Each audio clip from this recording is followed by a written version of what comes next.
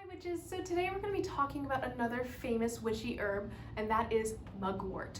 So this is a great herb for scrying and connecting with the beyond, but it's also a hardy herb and it's really easy to grow. I'm going to be like scouring local nurseries for it. I have only found it in one place, and that's like back home. And I just like haven't been able to find any seeds, but I really want this for my garden. Some folk names for mugwort are Artemis herb, Artemisia, which is because it's in the same family as wormwood, which we talked about earlier. It's also called felon herb, muggins, naughty man, old Uncle Henry, sailor's tobacco, and St. John's plant. So very strange folk names, but who am I to judge? The element is earth. The deities are Artemis and Diana. And the powers this herb can bring to your rituals are strength, psychic powers, protection, prophetic dreams, healing, and astral projection. So this is like a very cool herb. So magical uses for mugwort. Traditionally, it is placed in the shoes to gain strength on long walks or runs. Pillows stuffed with mugwort are slept on will produce prophetic dreams. So you can make this herbal sachet, put it under your pillow, or make like a tiny pillow and sleep on it.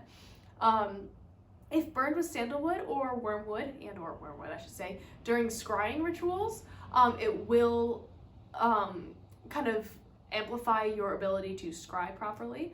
And scrying, if you guys don't know, is like either gazing into a mirror or a crystal ball until images start to appear, essentially. That should answer your question. The question that you asked to the scrying object. If you don't want to burn it with sandalwood and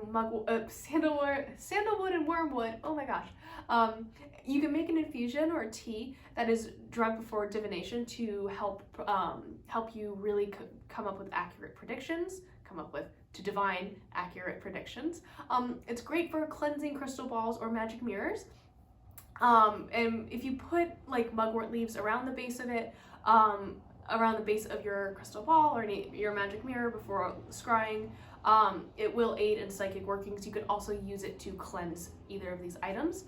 And if mugwort is kept inside a building, it will actually protect against evil spirits and negative intending fae. It also increases lust and fertility and aids in astral projection. So based on everything I've said, I really feel like this herb is like just a great all-around herb to have on hand. I plan on adding this to my fae garden to invite good fae and good spirits.